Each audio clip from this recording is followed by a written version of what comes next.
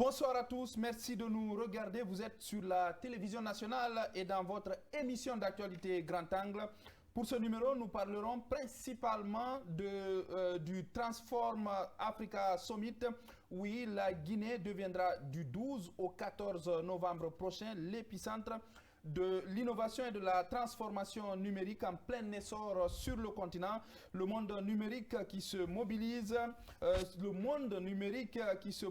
donc à Conakry échangera sur plusieurs thèmes comme l'intelligence artificielle et tant d'autres. Comment tout cela se prépare? Qui feront le déplacement sur Conakry? Nous avons comme invité donc de parcours Monsieur Mfali Silla. Il est tout simplement l'un des artisans, en tout cas ceux qui gèrent le mieux, qui préparent le mieux cette rencontre. Il est le chef de cabinet du ministère en charge des postes, des télécommunications et de l'économie numérique. Dans la partie focus, nous aborderons l'éternel sujet des accidents de la route avec ce chiffre fourni par le ministère des Transports. Tenez-vous bien, 1500 cas d'accidents ont été déjà recensés rien que pour 2025 et nous ne sommes pas encore à la fin de l'année. Idrissa Cissé nous dira ce qu'il en pense en début d'émission. Si le temps nous permet, oui, si seulement le temps nous permet, avec nos chroniqueurs du jour, on tentera de revenir sur ce qui se présente comme un obstacle infranchissable pour bon nombre de personnes désireuses de briguer le fauteuil présidentiel. Il s'agit tout simplement des parrainages. Oui, les 30% d'élus locaux semblent impossibles à avoir pour beaucoup de potentiels candidats indépendants. Avec moi ici, autour de ce plateau, pour ce numéro de Grand Angle, Idrissa Cissé, bonsoir. Bonsoir Alpha, bonsoir aux millions de téléspectateurs qui nous pratiquent. Mamadou Saliouba, bonsoir. Bonsoir Mamadou Alpha et bonsoir aux téléspectateurs. Bonsoir à tous ceux qui chantent et dansent à travers la ville. Moi, ce matin, je fais un tour à Kalo. Vous savez, quand moi je pars en ville, c'est que je traverse tout Conakry. Je suis en haute banlieue. Donc, j'ai traversé tout Conakry et un peu partout, je vois des mobilisations, des gens qui chantent et qui dansent.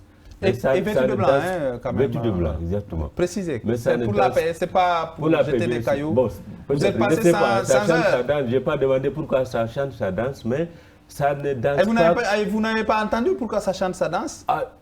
J'ai voulu le savoir, pourquoi ça chante, ça danse. Mais ça ne chante pas qu'à Conakry. Même chez moi à Télémélé, ça a chanté, ça a dansé ce matin. Mais bon, je ne sais pas pourquoi. Et en tête de cortège, moi j'ai vu le préfet de Télémélé qui est, voilà, la locomotive. La foule était compacte, je n'ai pas pu reconnaître quelqu'un. Quand il a parlé du préfet de Télémélé. Pourquoi tu vas sur ce truc? Parce qu'après tu es juste en face de moi. Vous savez, égalité, moi je commence pas par les dames parce qu'elles ne se plaignent pas autour de ce plateau. Elles s'en fichent, on commence par les hommes, on commence par les femmes. Donc c'est fait exprès. On parle de Télémélé sur ce truc. Bonsoir Mamadou Alpha, bonsoir à nos millions de téléspectateurs qui nous suivent à travers le monde. C'est toujours un plaisir pour moi d'être sur ce plateau. Marie-Ange, bienvenue. On va parler de Transform Africa Summit tout à l'heure. Bonsoir Alpha, bonsoir à nos chers téléspectateurs, bonsoir à tous ceux qui se préparent à rejoindre Conakry.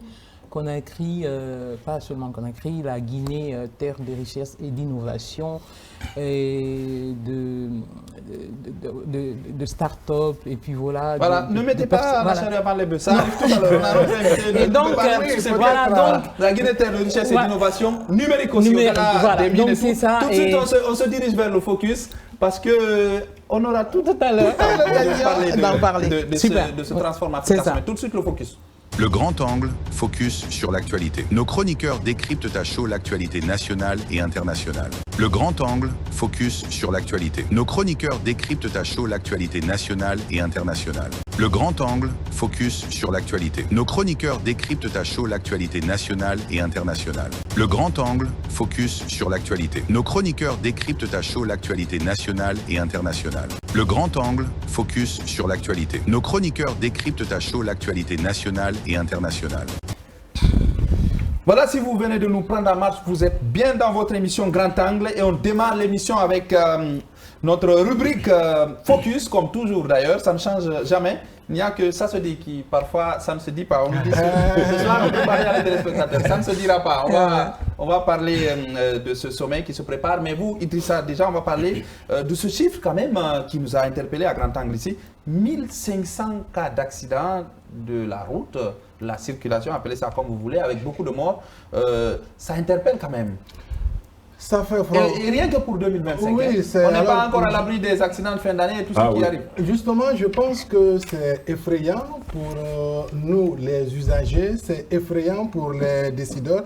C'est pourquoi on a apprécié récemment la sortie du ministre des Transports, qui a, en tout cas, pendant sa sortie, qui a pensé qu'il faut aller au-delà de la sensibilisation. Il faut passer par des sanctions. On l'a toujours dit dans cette émission, sur ce plateau. Souvent en Guinée, on a tendance à donner beaucoup plus de temps à la sensibilisation, alors qu'au même moment, on est en train de vivre négativement les conséquences de ces accidents fantaisistes, si vous voulez. Je me dis que là de tout, c'est tant qu'il n'y a pas de sanctions, tant que les autorités à tous les niveaux ne se réveillent pas pour faire appliquer nos textes de loi, on va difficilement nous en sortir. Parce que quelqu'un qui est au volant d'un véhicule, qui sait quel que soit ce qui se passe si j'ai un accident, on mettra ça entre griffes, si tu veux, sur la fatalité. On dira Dieu a voulu ainsi. Et puis avec des salam alek, ça risque de se résumer entre deux imams, un prêtre, et puis le tout va se régler. Je me dis qu'il faut appliquer nos textes de loi. Il ne faut pas laisser n'importe qui transporter des personnes de Conakry jusqu'à l'intérieur du pays. Et pour qui sait comment se passe, comment tout ça se joue à l'intérieur du pays, je me dis que c'est maintenant qu'il faut passer aux actes. Maintenant, il faut que les responsabilités soient situées. On ne peut pas toujours être là à vivre les conséquences, alors qu'en amont, on peut chercher à freiner. C'est vrai, les accidents, on ne peut pas les éviter, mais la fréquence dans laquelle on est maintenant, je pense qu'on peut réguler ça. Oui, Marie-Ange. Alors, un peu de discipline. Ça fait peur de prendre la voiture pour Bofa. Hein. Même ce matin, moi, je voyais sur Facebook encore des accidents mortels. Non, en fait, sur la route de Bofa, ça craint beaucoup parce que... Pas que, hein. Pas seulement que Bofa. Oui, bon, comme c'est le tronçon pour aller dans mon village, je comprends un peu. Et donc, en fait, je disais que la discipline doit être de mise et vraiment s'assurer que en tant que conducteur, quand tu prends le volant, c'est vraiment pour d'abord essayer de voir comment on peut vraiment avoir une voiture qui est en bonne santé, côté technique, côté d'abord un chauffeur en bonne santé, là, qui n'est pas saoulé, qui n'est pas pressé, qui n'est pas fatigué. En effet. Il y a tout ça qui roule correctement. Ça rentre dans le cadre de la discipline quand même, parce que quand tu crains pour ta vie, je pense que ça vient d'abord de la discipline. Tu disciplines d'abord tes façons de faire, comment on appelle ça, ta façon de mener ta voiture, ta façon de conduire, parce que quand tu es sur la route, c'est pas... Bon, l'auto-école, je ne le maîtrise pas trop, mais tu ne vas pas, comme on dit, doubler à droite ou à gauche? À droite. À droite. Et donc, et puis, essayer de faire des dépassements inutiles et aussi créer des embouteillages inutiles. Donc, tu vois, il y a tout cet aspect en termes de conduite, mais aussi, il faut se dire que peut-être, dans une année, se donner 3 mois, ou je sais pas, chaque fois que tu partes voir le mécanicien. Ça ne serait pas, parce que par exemple, moi, je ne peux pas imaginer qu'une journée, tu restes généralement, les accidents qui coûtent la vie à plein de gens sont tout à fait évitables et c'est rarement pour des faits de problèmes mécaniques. De problèmes mécaniques. On me talonne, on sait que le temps va très vite. D'accord. On va essayer d'accélérer. Oumou Touré, ces accidents, quand même, ça interpelle Conakry. Au-delà, aujourd'hui, quand vous partez dans nos hôpitaux, il y a tellement de fracturés, des accidentés. Ça fait peur. Et sur Internet... il n'y a qu'à défiler une page, tout de suite on voit, tu ne peux pas faire 30 minutes sur Facebook sans voir un accident. Affirmatif, ça devient un phénomène. C'est une réalité, hein, c'est un phénomène que nous vivons tous les jours dans le pays, à travers tout le pays d'ailleurs. C'est toujours regrettable quand même d'enregistrer des morts par-ci, par-là, juste parce que quelqu'un n'a pas été prudent, qui est entré en collision avec, je ne sais, un camion. Bah, c'est toujours des camions qui entrent en collision avec des voitures ou des voitures elles-mêmes entre elles et tout. Et souvent même, c'est des conducteurs de taxi-moto. Hein. Ça, il y en a plein. Il y en a plein. Tu vas aujourd'hui dans les hôpitaux, tu vois ces gens-là. avec des... Non mais c'est inadmissible en fait. C'est inadmissible la façon dont les gens conduisent dans la circulation. C'est pas du tout... En fait, c'est inimaginable. Donc, pour aller vite, il faut encore augmenter la sensibilisation. Ah, mais on a beaucoup sensibilisé. Oui, mais il faut continuer à sensibiliser. Il y a des gens, malheureusement, il y a des gens parmi nous je crois qui sont qu'il y a très une Moi, je suis têtus. pour une police de la route qui... Avant, on tendait les chauffeurs et ça...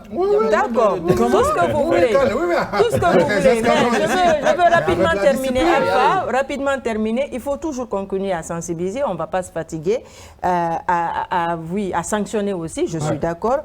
Il faut le règlement, la discipline. Il faut vraiment que la rigueur soit de mise sur nos routes. Sinon, on va continuer à assister à des morts par-ci, par-là. Oh, malheureusement. Donc, si vous voulez participer aussi au débat, ce soir... les moyens numériques sont tenus par Idrissa Cissé au 627 53 09 99. 627 53 09 99 pour écrire, participer au débat, interagir avec nous ou attirer tout simplement notre attention sur un fait marquant dans la cité. On se fera le grand plaisir de lire tous les messages responsables. Tout de suite, on passe à la partie débat, mais on me fait signe, j'avais oublié ça. Il demande aux chauffeurs de rouler. Apparemment, on aime trop télémêler sur ce plateau aujourd'hui. Hein. Attention, Ils ont un préfet mobilisateur de ce côté. Alpha demande... Qui a ramené la paix, le travail, tout le monde est uni derrière ce préfet. D'accord, On verra ça après, c'est notre problème. Alpha demande au chauffeur de rouler doucement, mais lui, il roule 1000 à l'heure. C'est pourquoi il me saute. Donc, par rapport à ce chiffre, c'est vrai qu'il fait froid dans le dos. 1500 quand même. Mais on se demande, demande si le ministère ou le ministre n'a pas avancé ce chiffre pour en tout cas dissuader, faire peur à tous ceux qui pratiquent les véhicules. Mais de l'autre côté, c'est qu'il faut... Ce que je n'ai pas trop aimé, c'est qu'on ne peut pas jeter un chiffre comme ça. Il faut... C'est un chiffre brut à mon avis. Quand on donne ce chiffre... Il n'est pas raffiné. Il n'est pas raffiné. Quand on donne ce chiffre-là, il faut aller plus loin pour nous dire le nombre de blessés, les principales causes, les régions accidentogènes, et puis voilà, comment je vais dire, le nombre de morts. Mais on donne un chiffre comme ça, sans vraiment prendre le soin de... C'est pas très administratif. Bon, peut-être ça viendra après, une véritable enquête, mais c'est un chiffre vraiment, à mon avis, qui est brut. De l'autre côté, le ministère devrait nous dire aujourd'hui qu'est-ce qu'il est en train de faire réellement sur le terrain pour freiner ces cas d'accident. Parce qu'on attend qu'il y ait un drame pour s'élever, pour condamner, et ainsi de suite. Mais au fond, qu'est-ce qu'on fait pour freiner ces cas d'accident? Donc le ministère doit faire un travail de terrain pour freiner les accidents. Il faut des mesures coercitives parce que quand vous prenez aujourd'hui la voie, la route nationale numéro 1, vous ne pouvez pas aller au niveau de chaque kilomètre, vous trouvez soit un camion qui est renversé, soit c'est un taxi qui est renversé. Donc les accidents sont très fréquents. Je ne sais pas si c'est dû à l'état de la route. Mais pendant ce temps, je ne vous coupe pas, pendant ce temps, il y a une multitude de barrages, tu ne peux pas imaginer.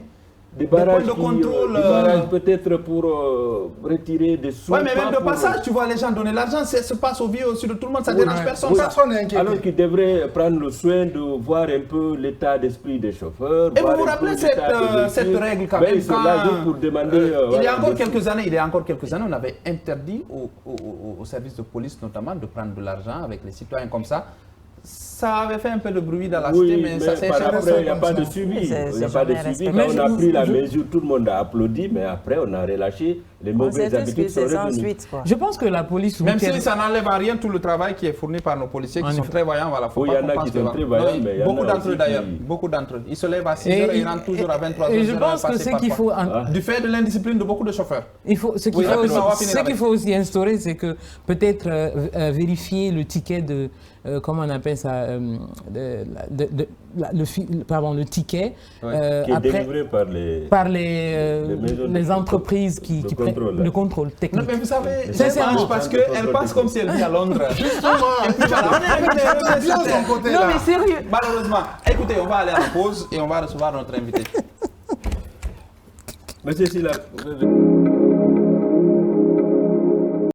Pour vos habits de fête et autres cérémonies, plus de difficultés pour le choix de votre boutique. Il existe désormais une boutique de référence à Conakry.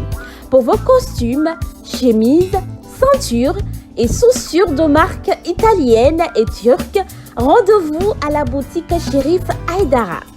À la boutique Chérif Aïdara, vous trouverez également des cravates, des nœuds papillons, des foulards de cou, des pochettes, des sandales en cuir, des tapettes et des ensembles d'âmes à prix défiant toute concurrence. La boutique Chérif Aïdara, c'est à Kaloum, quartier Monképa, 5e avenue derrière la DPJ. Pour tout contact, appelez au 626 81 73 43 662 57 11 70. À Chérif Aïdara, le pari des sapeurs est gagné.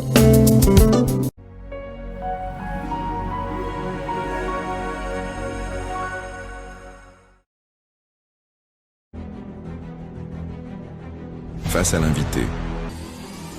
La vérité sans détour. Nos chroniqueurs poussent les portes de l'actualité et interrogent un acteur clé de la vie nationale. Sans tabou ni langue de bois, il répond à toutes les questions, offrant ainsi un éclairage unique sur les grandes préoccupations du moment. Grand Angle, votre tribune de libre expression, vous permet de mieux comprendre les enjeux de société, les défis politiques et les mutations économiques qui façonnent notre pays. Dans le strict respect des lois de la République et de la déontologie journalistique,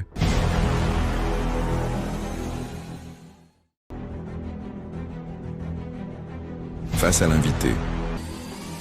La vérité sans détour. Nos chroniqueurs poussent les portes de l'actualité et interrogent un acteur clé de la vie nationale. Sans tabou ni langue de bois, il répond à toutes les questions, offrant ainsi un éclairage unique sur les grandes préoccupations du moment. Grand Angle, votre tribune de libre expression, vous permet de mieux comprendre les enjeux de société, les défis politiques et les mutations économiques qui façonnent notre pays. Dans le strict respect des lois de la République et de la déontologie journalistique, oui, la Guinée deviendra du 12 au 14 novembre prochain l'épicentre de l'innovation et de la transformation numérique en plein essor sur notre continent. Le monde numérique qui se mobilise à Conakry échangera sur plusieurs thèmes comme l'intelligence artificielle et tant d'autres. Donc, comment tout cela se prépare, qui feront le déplacement? De grands noms sont aussi annoncés. Quels bénéfices notre pays va-t-il tirer de cette rencontre internationale présentée comme une grande première en Afrique de l'Ouest? Pour tout comprendre, notre invité est déjà installé, bien installé d'ailleurs. Il n'aura pas beaucoup de temps malheureusement, mais on va essayer de tirer le maximum possible pour parler de ce Transform Africa Summit. Monsieur Sylla, vous êtes le chef de cabinet du ministère en charge des postes, des télécommunications et de l'économie numérique. Dites-nous comment la Guinée a pu attirer cette grande rencontre. On sait qu'il y a quand même beaucoup de pays aussi. On nous annonce comme si voilà, on est toujours à la traîne, mais là, on arrive à organiser pour une première, nous dit-on, vous allez peut-être le confirmer ou l'infirmer, cette grande rencontre numérique quand même en Afrique de l'Ouest. Okay, merci, bonsoir. Bonsoir. À tous vos téléspectateurs. C'est un honneur pour moi d'être invité sur ce plateau pour parler de ce sommet Transform Africa qui sera organisé ici du 12 au 14. Alors, déjà, ce qu'il faut dire, c'est que organiser un tel événement, un tel sommet en République de Guinée montre aujourd'hui que la Guinée a des ambitions et aujourd'hui, on est en train de se positionner comme un hub numérique régional. Et ça traduit toute la vision du chef de l'État, le général Mamadi Doumbouya, et aujourd'hui la politique menée par Madame la ministre des Postes, des Télécommunications et de l'Économie numérique, Madame Rose Pola Prissemo, de se positionner comme un acteur majeur sur le continent africain du numérique. Aujourd'hui, ce que nous faisons en termes de politique, c'est de faire en sorte que le secteur soit un levier de souveraineté numérique, d'inclusion, mais aussi un moteur de croissance économique de notre pays. Et donc c'est avec ces messages que l'équipe du ministère, à travers Madame la ministre, est partie à plusieurs forums internationaux, à la rencontre de Smart Africa, pour dire que la Guinée est prête à accueillir un tel sommet.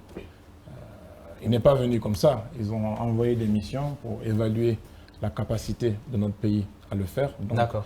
On a conduit cette candidature de la Guinée, on a pu convaincre à travers les programmes qui sont mis en œuvre ici, que vous voyez sur le plan des infrastructures, un data center national qui est mis en place. On a terminé les études pour faire atterrir un second câble sous-marin. On a des programmes d'inclusion, des hubs numériques qui sont en train de se mettre à travers le pays. Donc ça montre toute cette ambition. Et au-delà de ça, vous avez vu qu'aujourd'hui, la Guinée, à travers Madame la ministre, siège au niveau du conseil digital de l'IUT. Donc il y a des actions qui sont posées, qui sont menées. Et ça a permis de convaincre Smart Africa et les différents acteurs à dire la Guinée est prête et on va accueillir ce rendez-vous africain. D'accord, il y avait 2 hommes. Monsieur Silla, le 12, c'est dans quelques jours. On sait que vous vous préparez activement. Dites-nous, quels sont ces invités qui seront là et quels sont ces thèmes qui seront abordés à l'occasion de cette grande rencontre continentale? Alors, le sommet Transform Africa est organisé par Smart Africa, qui est une alliance panafricaine composée de 41 pays africains. C'est la 7e édition. Et nous, on a l'honneur de l'organiser pour la première fois en Afrique de l'Ouest. Donc c'est tout un symbole. Au niveau de ceux qui prennent part, c'est un sommet de chefs d'État. Donc c'est des chefs d'État qui se réunissent pour discuter des enjeux du numérique sur le continent. C'est des ministres de ces pays membres, mais d'autres aussi, qui viennent participer. C'est des chefs d'entreprise, c'est des chefs d'institutions. BADEA, le président de la BADEA a confirmé, la BAD, des hauts représentants de la Banque mondiale qui seront à Conakry.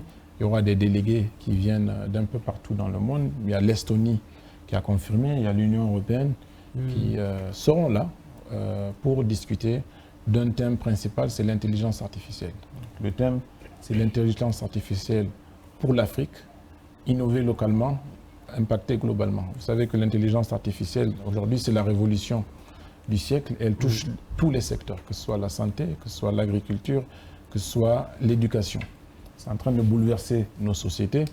Donc, il est important qu'on puisse, entre Africains, discuter des enjeux, travailler sur un cadre un cadre réglementaire pour encadrer cette intelligence artificielle, mais aussi faire en sorte que cet outil permette d'accélérer le développement de notre continent. Alors, M. Silla, au-delà de tout ce que vous avez énuméré qui est lié à l'intelligence artificielle, organiser ce sommet en Guinée, techniquement, concrètement, pour être simple, qu'est-ce que cela va apporter à la Guinée? En termes d'opportunités, d'abord, c'est tout un symbole. Montrer que notre pays peut recevoir plus de 2000 participants en Guinée, ça nous positionne comme un pays qui peut recevoir des sommets et des grands rendez-vous. Donc, si à l'issue de cela, on organise bien, ce sera peut-être des forums pétroliers, ce sera des forums de l'agriculture. Et c'est vraiment les hôtels, les restaurants, c'est l'économie qui bouge. Je peux vous dire aujourd'hui que tous les hôtels sont remplis et qu'on reçoit des demandes. Et donc ça, c'est déjà un défi, comment on va héberger tout ce monde. Donc on est en train de trouver des solutions. Donc ça fait bouger l'économie. C'est une opportunité aussi pour nous, État. Aujourd'hui, il y a une feuille de route claire à travers le programme Simandou 2040, et dont le 3e pilier porte sur les technologies. Et ce pilier sera même officiellement lancé durant ce sommet, de présenter nos projets, des projets structurants, de présenter ce qu'on a fait à date en termes de projets d'infrastructure, d'inclusion numérique, de réforme institutionnelle, et aussi de pouvoir trouver des bailleurs de fonds potentiels qui vont accompagner la Guinée, parce qu'on réalise des choses, on a besoin d'accompagnement. Donc il y a cette opportunité aussi qui est là, qui sera présentée, mais aussi nos startups. Il y a des Guinéens qui innovent. Vous savez Mansa Talent qui a gagné un prix récemment à Genève. Vous avez Tulip. Vous avez beaucoup de Guinéens qui innovent, qui ont de belles idées. C'est une opportunité qui leur sera donnée de présenter leurs projets, de parler à des bailleurs de fonds. Ce que nous, on veut, c'est que les pitchs des startups se transforment en opportunités concrètes de financement, que les projets qu'on présente, on puisse avoir des MOU qui soient signés. C'est du concret qu'on veut à travers un tel événement. Et c'est vers là qu'on se positionne. D'accord. Alors, pendant 3 jours, donc, des acteurs nationaux et internationaux du numérique vont se donner rendez-vous à Conakry dans le cadre donc, de ce grand sommet. Alors, dites-nous, Monsieur Sylla, quel message la Guinée veut réellement faire passer à travers la tenue de ce sommet dans notre pays? Le message est clair, c'est qu'on est un pays qui se développe, une Guinée qui innove, une jeunesse qui est connectée et une jeunesse qui veut vraiment accélérer le développement de notre pays à travers ces outils numériques. On sait que c'est possible. L'intelligence artificielle est une chance pour l'Afrique. On a raté des révolutions, mais celle-ci, on veut la saisir. Et ce que nous on dit, c'est que le débat sur l'intelligence artificielle se fait en Europe, il se fait un peu partout.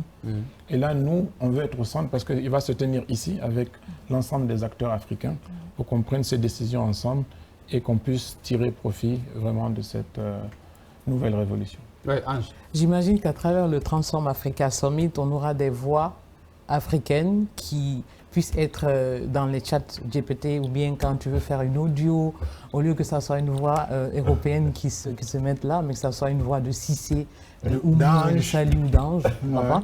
Et alors, je pense que le Transform Africa Summit, c'est là une opportunité pour les couches à tous les niveaux. Et est-ce qu'on peut savoir, pour un événement comme ça, on sait que souvent, quand c'est le digital, c'est vraiment anglophone, mais cette fois-ci, c'est les francophones qui s'en accaparent.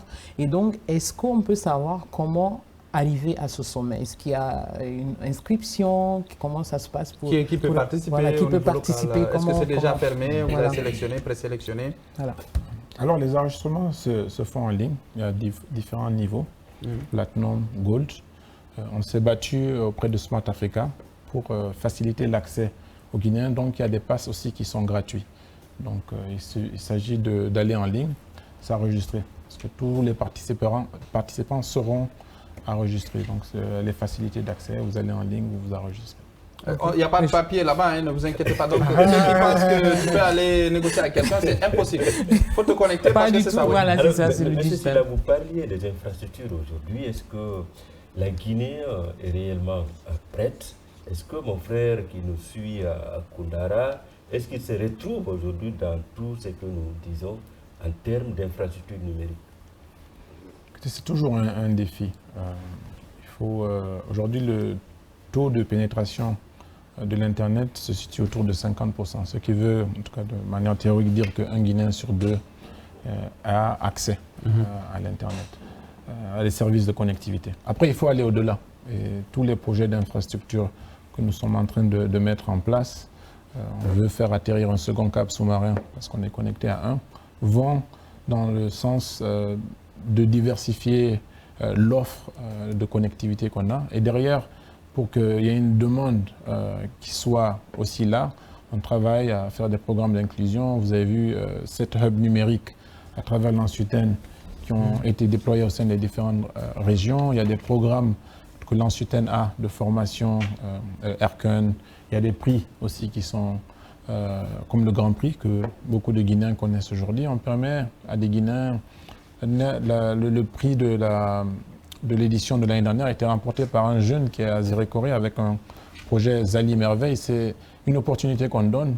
Je vous ai dit qu'on veut faire du secteur du numérique un levier d'inclusion.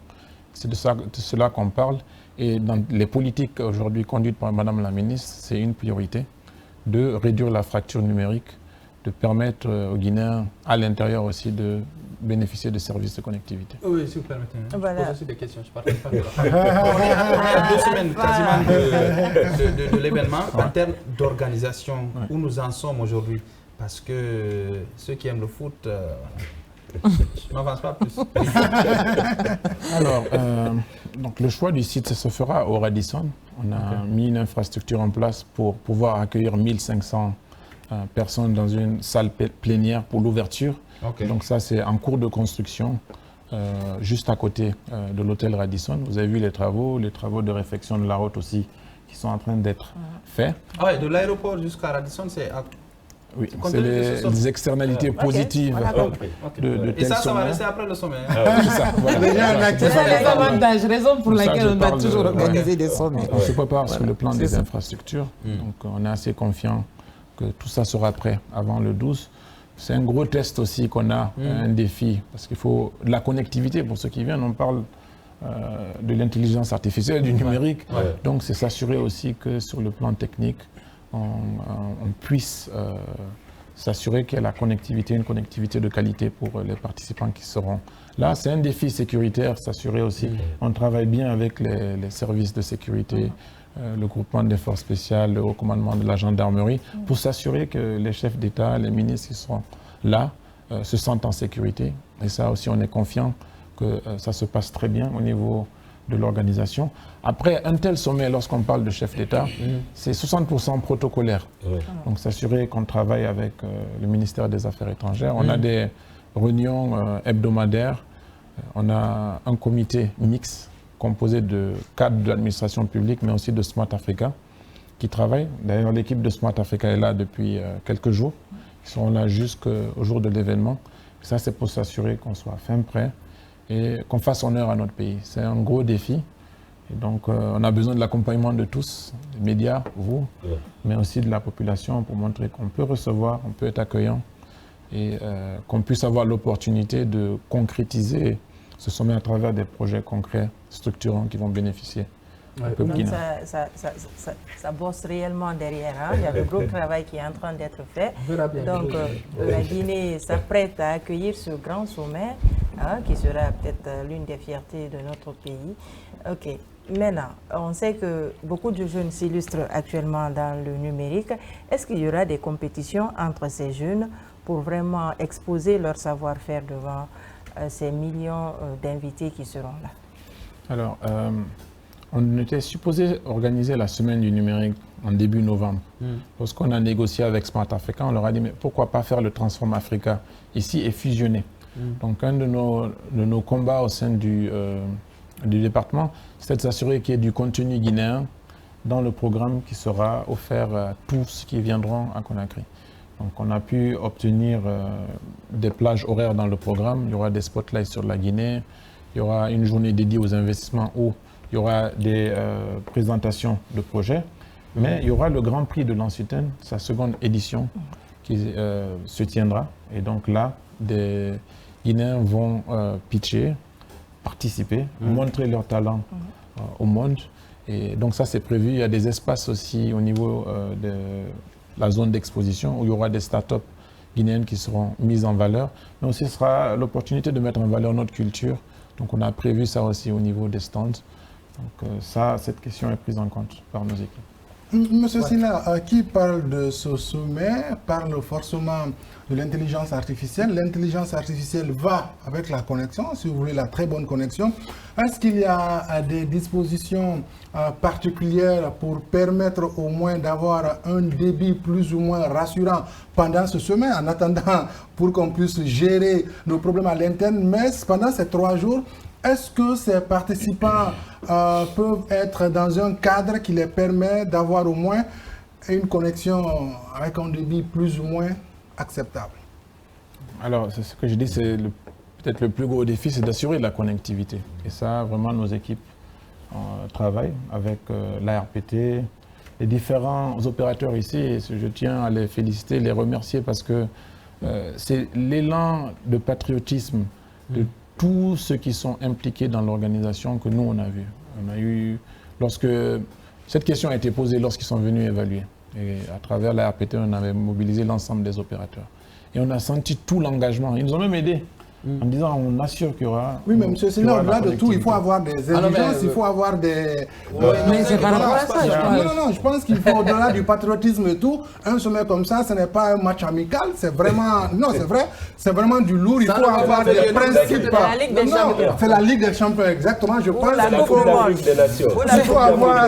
qu'il faut avoir quand même un niveau d'exigence pour que ces sociétés eux-mêmes se rendent compte que, voilà, à côté, le patriotisme... Je pense qu'ils sont dans la peau de la chose. Ah oui. Voilà. Écoutez, il y a un cahier de charge qui nous a été soumis. Et on devait remplir des conditions pour avoir le Transform Africa Summit. Lorsqu'ils sont venus, ils ont rencontré les opérateurs. Ils ont dit, ah, c'est ça que vous voulez comme capacité, on ira au-delà. Ah, maintenant, nous, on va vous laisser venir tester. On va pas... J'aime bien être conservateur. lorsque je discute de choses comme ça. Mais je peux vous dire et vous rassurer qu'on est prêt et on sera prêt à relever le défi. D'accord. Oui, oui. Ange. Oui, je pense que pendant le sommet, il y aura des Memorandum of Understanding et c'est aussi une occasion de réseautage. Et est-ce que, puisqu'il y a des présidents de certains pays africains et des jeunes start-upers, est-ce qu'il y aura une occasion de rencontre entre ces jeunes et ces présidents, question d'échanger ou même d'autres start-up venant d'extérieur? C'est une très bonne question et c'est prévu dans le programme le 13. Il y a une rencontre prévue entre les présidents et la jeunesse. Donc, vous pouvez voir, le calendrier est disponible en ligne. Ce sera le 13 à 10h. Donc on demande aux jeunes, à la jeunesse de prendre contact avec le département, s'enregistrer pour venir participer à cet événement qui sera un événement phare de cette organisation. Et je pense qu'il y a même Est-ce qu'il y a déjà un portail numérique où ça communique un peu dans ce sens-là, où il faut s'inscrire, où il faut prendre les contacts, des numéros? Alors il y a le site de Transform Africa qui est disponible. On communique sur nos plateformes en ligne, sur les réseaux sociaux, mais aussi il y a un spot qui joue sur le canal. Il y a un qu'on est en train de prévoir pour la RTG. Okay. Donc oui, on communique au niveau national, mais aussi au niveau international. On le fait en collaboration avec Smart Africa. D'accord.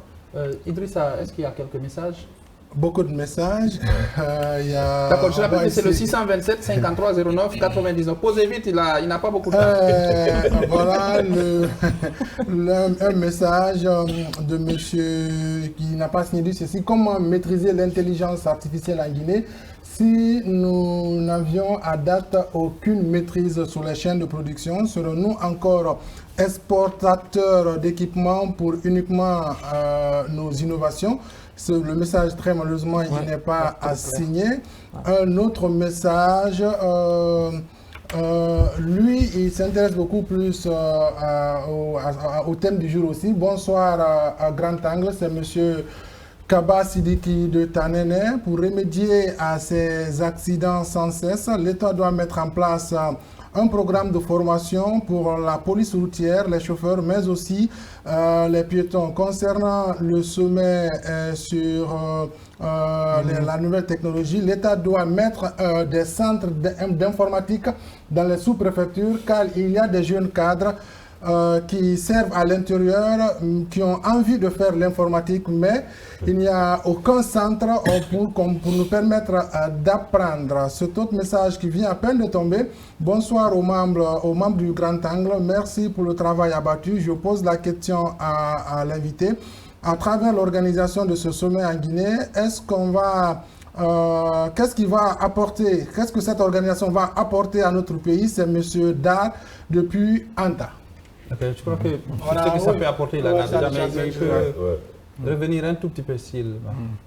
Bon, déjà peut-être sur la question des programmes d'inclusion, je pense que si j'étais revenu dessus, il y a des hubs numériques qui ont été construits et qui sont aujourd'hui à Zérékoré, Kindia, Labé, Kankan, Koya, et ici à Conakry, à Kobaya.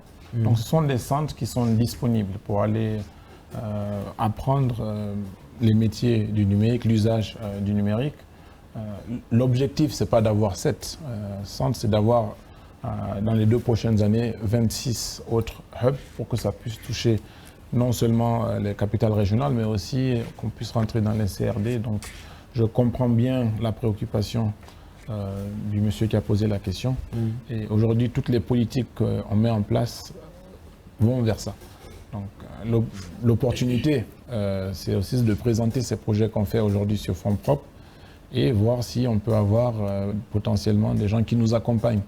C'est ça aussi l'objectif de tel sommet. On va présenter nos projets avec pour espoir de trouver des partenaires potentiels qui nous accompagnent dans ces projets. Oui, salut. Il y a une autre question? Quelle autre question? Un peu, c'était sur l'intelligence artificielle. Oui, on a besoin d'infrastructures, on a besoin de centres de données. C'est la donnée que voilà, l'intelligence artificielle va s'appuyer sur la donnée. On a déjà un centre de données qu'on vient de construire. On comprend qu'il en faut plus. Il faut un backup pour ce centre de données. Donc, c'est des projets on va présenter le projet de Technopole pour aller. Aujourd'hui, il y a la Cité des Sciences qui va bientôt être inaugurée.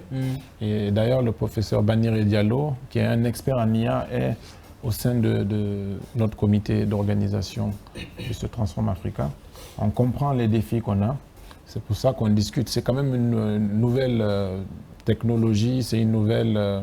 c'est la révolution du siècle, comme je le dis. Donc, on aura l'opportunité aussi d'échanger avec des experts, de voir comment on doit articuler les politiques en matière d'intelligence artificielle, mais aussi voir où et comment trouver les financements pour nous accompagner. Sa question est pertinente. On ne veut pas, en tant qu'État africain, être des consommateurs.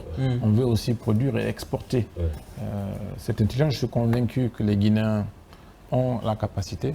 On a 15 millions d'habitants, j'aime dire 15 millions d'idées.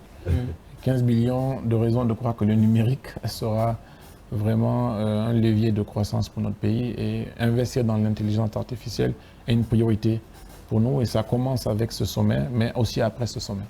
Salut. Oui, sans revenir sur une question déjà abordée, on sait qu'il y avait beaucoup de pays qui voulaient abriter ce sommet, africain, mais qu'est-ce qui a fait la différence pour que ce soit la Guinée qui accueille ce sommet?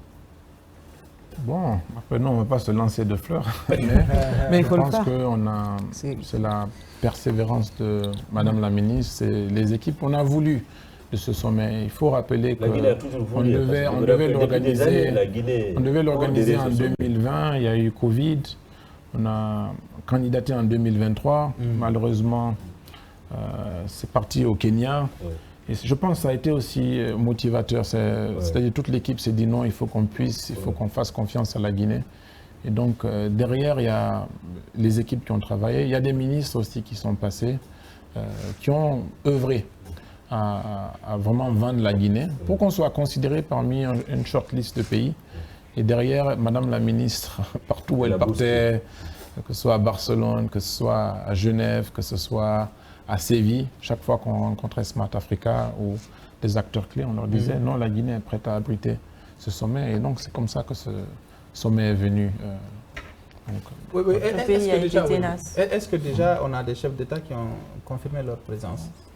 Alors on attend encore quand même des confirmations. Le conseil est présidé par le président Kagame. Donc il a déjà confirmé sa présence, et on fait un suivi diplomatique avec le ministère des Affaires étrangères pour confirmer plus de présence. Alors, après cette première édition en Guinée, quelle va être la suite? Alors, je l'ai dit ici, ce que nous, on a comme attente, c'est que nos projets, on puisse signer des MOU, comme Nambangoura l'a dit tout à l'heure, que nos startups aient des opportunités concrètes. Donc, on leur donne cette vitrine, cette possibilité. Après, on veut qu'ils aillent bien vendre les projets que nous avons ici. On a du contenu guinéen dans le programme. Donc on veut pouvoir capitaliser sur ce sommet pour encore mieux se positionner sur le continent en qualité de pays qui attire des investissements. Vous savez, on va souvent dans les sommets, et moi je me rends compte très souvent qu'il y a des pays qui sont toujours là, assis à côté des gros bailleurs. Le fond, c'est de la communication, mais c'est parce qu'eux aussi ils sont présents. Et nous, à travers un sommet comme ça, c'est que lorsque Google ou Meta pense à un projet, qu'on pense à la Guinée. Et on met la Guinée sur cette carte. Ils verront ce qu'on fait, ils verront les défis qu'on a. Quand on a suffisamment d'eau pour refroidir les centres de données. C'est ça, voilà. Et on va penser à la Guinée aussi lorsqu'on pense à des projets transformateurs. Ce n'est pas une question, mais j'aimerais juste ajouter qu'en termes de communication, ça va bien parce que vous avez mis à contribution les ministères. On voit des shorts vidéo où les ministres essaient d'apporter leur contribution par rapport à la réussite de ce sommet. Ça, c'est déjà une belle appréciation puisque déjà le Transform Africa Summit va toucher tous les ministères. C'est une opportunité ouverte à tous en fait. C'est un projet national. Voilà, c'est ça. C'est un projet national à répercussion internationale. En effet. Voilà, je crois qu'on va, si vous êtes d'accord, laisser l'invité partir parce que moi, ça ne va pas se dire.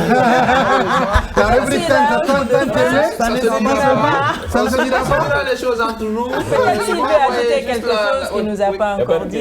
Il n'y a pas de question. Un dernier message. que vous aurez voulu passer. Non, je tiens déjà à vous remercier de cette opportunité. C'est une opportunité de communiquer, de parler, de sensibiliser. Mais on s'attend vraiment à ce que la population soit mobilisée, qu'on puisse bien recevoir. Et c'est ça qui fait la Guinée aussi, l'hospitalité. Donc que ce soit à l'aéroport, le sourire, ça marque les invités. Et je sais qu'on le fera bien. On veut aussi sensibiliser les populations, il faut que la ville soit propre. Donc il y aura des campagnes d'assainissement qui vont débuter, normalement à partir de ce week-end. Mais c'est un message aussi que je porte aux populations, c'est vraiment qu'on donne la meilleure image de notre pays. Okay. Aujourd'hui, on est embarqué sous le leadership du président dans un programme ambitieux pour les 15 prochaines années. Et on peut capitaliser lorsque, on fait en sorte que le monde nous fasse confiance, les bailleurs nous portent confiance. Vous avez vu la notation du pays. Donc, on a tous un rôle à jouer en tant que Guinéens. Et donc, c'est ça que je voudrais faire passer comme message à l'ensemble de la population. Aux start-up, aux jeunes. Aux jeunes, vraiment, on a une population très jeune. On veut une Guinée connectée, une Guinée qui innove, une Guinée qui inspire. Donc, on demande à cette jeunesse de venir, de s'inscrire. Les passes sont gratuits pour eux, de venir apprendre, de venir voir quels sont les défis qui sont les leurs. Hein. C'est eux qui vont diriger notre pays dans quelques années. Donc il faut venir voir comment on pourra utiliser l'intelligence artificielle pour accélérer le développement de notre pays et de notre continent. Voilà. Loin de perdre du temps sur TikTok ou Facebook, je ne vais pas. Merci beaucoup. Merci à vous. Chef de cabinet, merci d'avoir accepté notre invitation. Tout de suite, on marque une petite pause, une dernière transition pour parler de notre dernier sujet.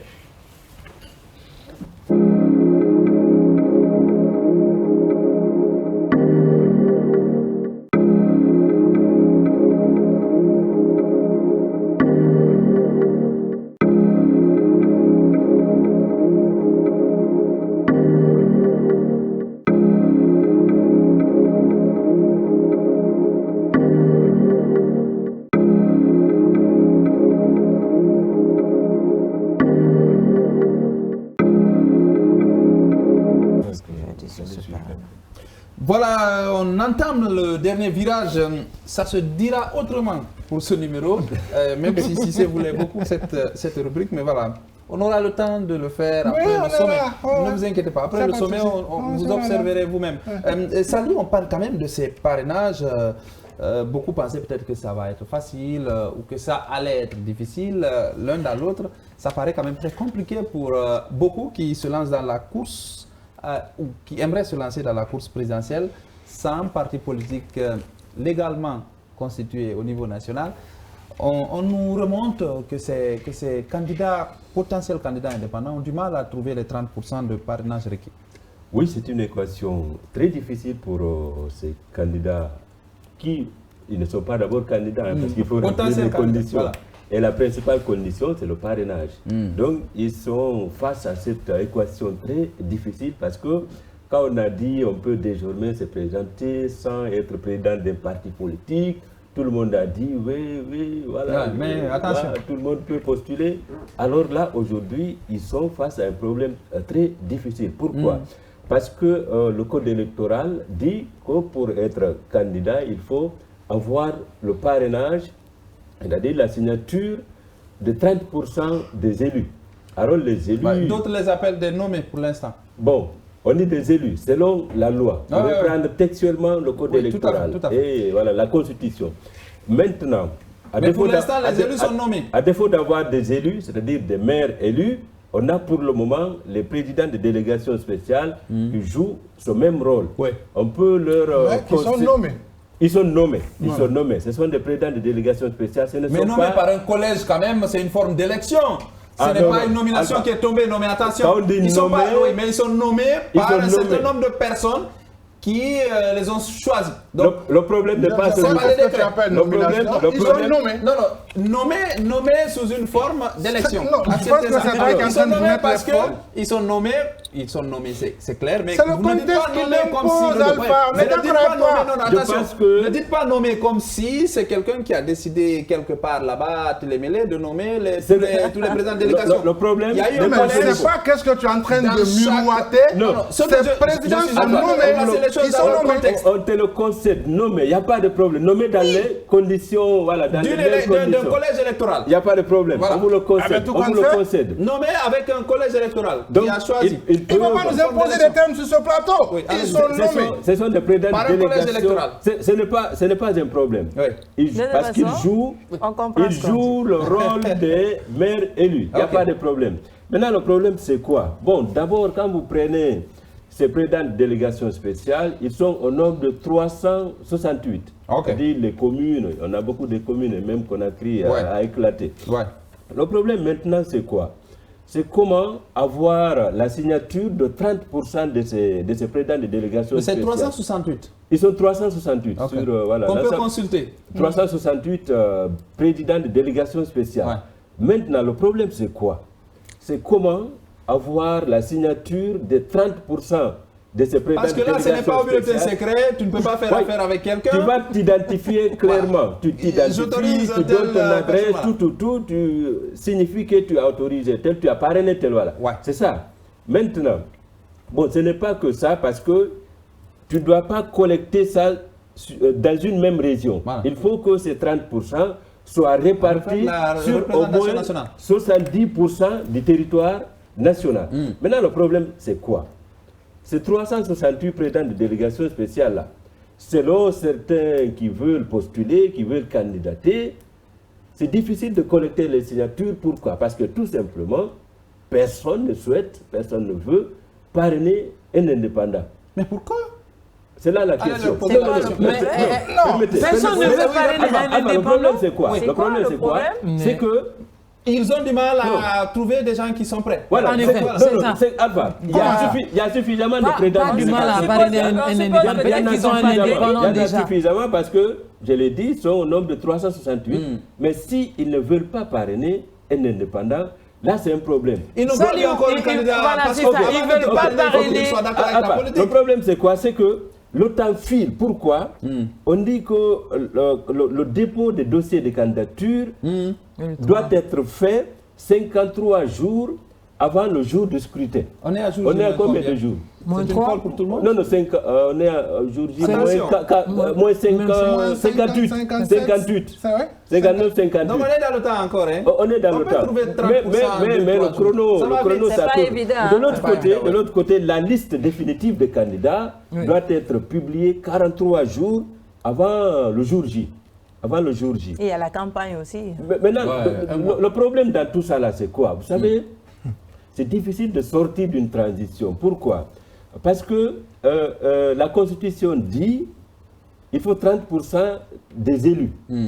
Maintenant qu'on n'a pas des élus, on a des maires, ils peuvent jouer ce rôle. Maintenant, la Constitution peut-être prévoyait la présidentielle après peut-être les locales. Non, la Constitution ne le prévoyait pas. Non. Il y avait une volonté politique. Non, il y avait une volonté politique qui était là, qui voulait qu'on commence par jusqu'à. Donc maintenant, l'espoir, c'est quoi? Maintenant, l'espoir, c'est quoi? Peut-être les juristes, les spécialistes, ils vont trouver la parade, la meilleure parade pour nous permettre de faire sauter ce verrou. Mais pour le moment, c'est un verrou quand même. Ouais, c'est un verrou. Alors, mais écoutez, les élus locaux, ils n'ont pas disparu, ils ne se sont pas envolés. Vous pouvez aller vers eux. S'ils ne veulent pas vous parrainer, ils sont libres. Alors, qu'est-ce qui se passe? Je crois qu'on a essayé d'en savoir beaucoup plus davantage sur ce plateau. On a reçu Ben Youssouf sur ce plateau qui était censé être un candidat indépendant. Selon les informations que lui-même il a pu avoir auprès de quelques présidents de délégation spéciale, entre griffes, est-ce que les 800 et quelques, bon, plus maintenant, il a estimé que c'est... Est-ce que ça n'a pas découragé plein de gens? Non, au-delà de tout, lui, son cas, par exemple, le cas de Ben Youssouf, il disait qu'il a du mal à trouver un président d'une délégation spéciale qui peut le parrainer. Selon les informations qu'il a données, que tous ces présidents, ils sont en réserve. Ils attendent que si le président va déclarer sa candidature ou pas. C'est pourquoi peut-être ils ont du mal. Ils sont un peu réticents pour ne pas donner leur attention. Est-ce qu'il a consulté les 368 heures? Non, peut-être que ces propos sont en train de relater. C'est sur le plateau de Glantang qu'il l'a dit. Ça ne vient pas de moi. moi, je pense que le blocus sera à ce niveau parce qu'il a dit que formellement, ces présidents, en tout cas, ces quelques présidents ont adressé une note pour dire qu'ils soutiennent officiellement au cas où le président se déclarait candidat indépendant. Je me dis qu'à ce niveau, on n'est pas arrivé à ce stade. Parrainer beaucoup de candidats. Ah non, Tu ne peux parrainer que justement, c'est là qu'il y a problème. C'est là qu'il y a problème, on le comprend à peu près, mais j'espère qu'on n'est pas arrivé à ce stade parce qu'officiellement, on n'a pas une version qui nous dit qui est candidat indépendant, qui ne l'est pas. Les deux dames veulent prendre la parole. Oui, attends que je finisse moi. Rapidement. On va aller jusqu'à 5 à 7. Donc, je pense qu'en attendant, on cherche à comprendre plus ou moins pourquoi ces présidents de délégation spéciale ne veulent pas ou ne souhaitent pas parrainer ces candidatures indépendantes. Mais la démocratie, ça s'appelle la démocratie. Non, la démocratie, oui, mais tous ces 300 et quelques présidents au même moment, ça c'est quelle démocratie? Ils peuvent avoir un choix unique, c'est bien En possible. fait, 368, C'est pas beaucoup, hein, on n'a pas dit 15 millions de personnes. Imaginez qu'on a au moins, comment on appelle ça, 10 candidats potentiels, parce que pas seulement le parrainage, mais payer la caution et après avoir l'argent de campagne qui a vraiment jusqu'à 40 milliards. Bon, ça c'est possible. Si vous avez 1 million pour votre campagne, donc, ça c'est vous qui savez. Donc c'est un peu ça. Donc en fait, pour peser tout ça là, d'accord, mais cet aspect où parmi les 368, tu n'arrives même pas à avoir un parrain. Parce qu'ils veulent parrainer quelqu'un d'autre. Oui, d'accord, mais aussi eux, les candidats. Ils n'aiment pas Ben Youssouf, ils veulent parrainer une autre personne. Pourquoi c'est une seule personne que tout le monde aime? Non, c'est pas une seule personne que tout le monde aime, mais lui, il y a aussi cette question. Le même problème.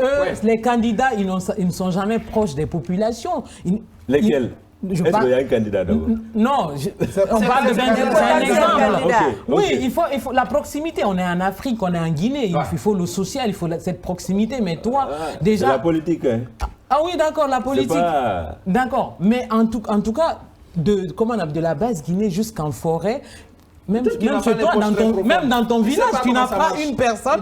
C'est complètement inquiétant, hein. Sincèrement. Moi, je crois même que s'ils ont d'autres choix. Je ne sais pas pourquoi ils ne veulent pas être parrainés. Pourquoi un maire ne veut pas parrainer un candidat? Peut-être. Un seul candidat qui a dit ça pour l'instant. Qui a dit ça pour l'instant. Mais il y en a, il n'est pas que le seul. Il y en a qui ont déjà des accords à l'interne, qui sont en train de rassembler. Voilà, c'est ce que je dis. Ce qu'il faut, il faut communiquer, il faut aller voir. Parce que c'est au moment venu, la commission va dire oui, tel nous a présenté tel nombre de parrainages. Il faut se parler concrètement, il faut se dire la vérité. Peut-être qu'il n'a pas vu en telle personne son candidat potentiel, peut-être il se dit il n'est pas crédible et tout. Donc c'est vraiment au candidat qui veut être à la présidentielle de vraiment sortir des arguments et de brandir vraiment des arguments pour que le président de la délégation puisse avoir confiance en lui suffisamment pour pouvoir bien le parrainer. Il ne faut pas généraliser en fait. Cette question, elle va vraiment se régler, on a encore le temps. Si on a bien compris Cissé, mais beaucoup ne l'ont pas compris encore. Si ceux qui veulent postuler... On l'a compris. Si ceux qui veulent postuler sont face à ce problème, c'est parce que tout simplement, la Constitution est restreinte sur la question de parrainage. Sinon, elle pouvait bel et bien prévoir le parrainage par électeur. On pouvait dire qu'il faut collecter le nombre de parrainages qui représentent, par exemple, 1% du corps électoral. On pouvait prévoir cette piste. De l'autre côté, on pouvait également prévoir le parrainage par député. Peut-être là, même si on n'a pas de député, les conseillers nationaux de la transition pouvaient au moins accepter de parrainer un candidat. Comme ils peuvent ne pas accepter. Comme ils peuvent ne pas accepter, mais ça allait quand même ouvrir un peu la porte. Mais si c'est seulement les élus qui peuvent parrainer, là c'est un problème. Donc il faut aller vers les électeurs qui devraient aussi avoir vraiment cette attitude de parrainer ou bien les députés. Pas forcément. Donc la Constitution est vraiment la possibilité à ces potentiels candidats d'aller directement consulter les populations. Oui, je crois, au fait, le code électoral n'a pas été... Ça a été l'une des difficultés, en tout cas au niveau de ces quelques candidats, de quelques potentiels candidats qui voulaient être candidats indépendants. Je me reviens un tout petit peu. Je crois à ce niveau, ils sont allés un peu plus vite en besoin. C'est vrai... Les candidats. Oui, ces candidats indépendants, c'est vrai, la Constitution prévoyait la candidature indépendante, mais après, à côté, on ne savait pas ce que le code électoral je ne dirais pas caché, mais on ne savait pas ce que le code électoral réservait, mais c'est après un peu on a vu la marmite, on n'a pas eu le contenu de la marmite. Maintenant qu'on a le temps d'ouvrir pour voir ce qu'il y a dans la marmite, ça ne plaît pas. Non, ça ne plaît pas. Comme l'a dit Ben Doussouf, ils sont obligés de tracer d'autres chemins parce que après... Je crois que d'ailleurs, il a renoncé. Hein. Oui, parce qu'après, il va renoncer. On a appris qu'il va se présenter au nom des NFD, mais après tout, rien n'est clair. Mais ce qui est clair, c'est qu'on a la loi mère, mais la Constitution, mais l'article chaque article de la Constitution renvoie à une, si vous voulez, à une loi organique. Maintenant que toutes les lois organiques, maintenant que toutes ces lois ne sont pas encore élaborées et que la Constitution est là, c'est ce qui crée un peu ce problème. Sinon, si toutes les lois organiques... la jurisprudence, on va se servir des anciennes lois, ça va passer... Soit on va tordre le cou à la loi, soit on va trouver des arrangements, on va dire à la consentement et ainsi de suite. Mais en principe, on devrait attendre que toutes les lois organiques soient là pour déclencher vraiment de grandes actions comme une élection et ainsi de suite. Oui, rapidement, on va terminer avec vous. Sinon, qu'on le veuille ou pas, on va tordre le cou à la loi. On ne le fera pas. Pour l'instant, ce sont les élus locaux. Mais imaginez aussi qu'on a les 30%, mais incapables de payer les 900 millions. Aujourd'hui, on fait face à cette situation. Aujourd'hui, c'est dur, mais ça peut se débloquer demain ou après-demain. Donc, ils n'ont qu'à garder espoir et c'est à eux vraiment de trouver des méthodes et des stratégies pour bien convaincre ces élus locaux. Voilà, vous êtes potentiel candidat indépendant, retroussez vos manches, allez vers ces élus locaux. Et s'apprêter à payer les 900 millions. Voilà, avant de préparer l'argent. Cherchez donc ces parrainages qui peuvent vous conduire à la course présidentielle. Voilà ce qu'on pouvait dire pour ce numéro. Merci à tous les quatre. Je dirais tous les deux et toutes les deux. Merci à Kali Mohamed Keita et à toute son équipe. Inscrivez-vous, je pense que si c'est aussi dans s'inscrire au Transform Africa Summit. Nous aider à produire cette émission. C'est fini. On espère que Soirée va vite revenir pour nous lire beaucoup plus de messages. À demain.